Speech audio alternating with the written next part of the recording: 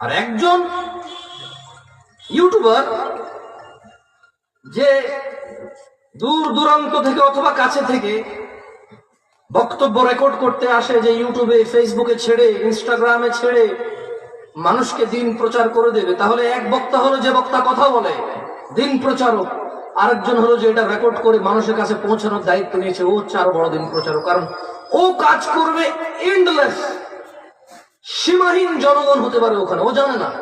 হতে পারে 10,000 মানুষ দেখবে, হতে পারে 10 লাখ মানুষ দেখবে, এটা ও জানে না ওখানে কত বড় ওর ওর ওর ওর ওর শ্রোতা এবং ওর স্টুডেন্ট, ওর উম্মা কত বড় সে নিজে জানে না। বাট সে প্রত্যাশা রাখে এটা লক্ষ কোটি মানুষ দেখুক এবং দিন শিখুক। তাহলে তারও উচিত, একজন বক্তা যদি খেয়ানত করে তার খেয়ানত করা উচিত না।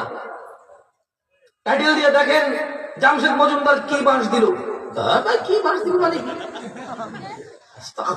বাঁশ কেন দিবেন? ওয়াচ করতে আসছি ভাই, কোন হুজুর নিয়ে হয়তো একটা কথা বলে ফেলছি, উদাহরণ দিতে গিয়ে হয়তো সমাজের কোনো কিছু একটা নিয়ে বলে ফেলছি, কথা এই যেমন এই কথাটা কি কাটবে বলে মনে করেন? আপনি কি মনে করেন আমি যে এখন কথা বলছি হুজুর কি বাঁশ দিল এটা কি কাটবে বলে মনে করেন?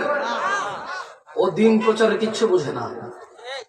ও বোঝে না যে জামশেদ মজুমদারের সম্মান রক্ষা করলেও আগামী এক জামশেদ মজুমদার বেঁচে থাকা পর্যন্ত রেকর্ড করতে পারবে আর মানুষকে প্রচার করতে পারবে। এটা ও কি করবে? অপমান করে ছেড়ে দেবে। ও বোঝে না ওর এই অপমান মানুষের সামনে ওর আলেমকে, ওর দায়ীকে, ওর বক্তাকে ছোট করবে, আর মানুষ আস্তে আস্তে বক্তব্য শোনা থেকে বিরত হবে। এই ইউটিউবার ফেসবুকার আর কত মানুষের সাথে মানুষের পরিচয় করাবে, কত মানুষের সাথে পরিচয় করাবে।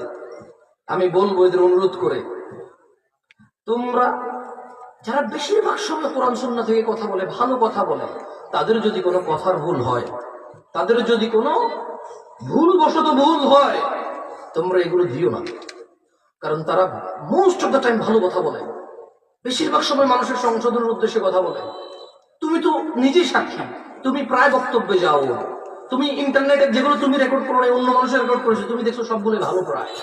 তাহলে এই ক্ষেত্রে তুমি যদি ওর কোনো দোষ ত্রুটি পাও, তুমি এটা গোপন রাখো।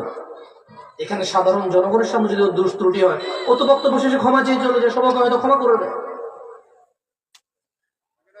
ফিতনা ফাসাদ করিও না ভাইরা আমার, সুন্দর কথা প্রচার করো।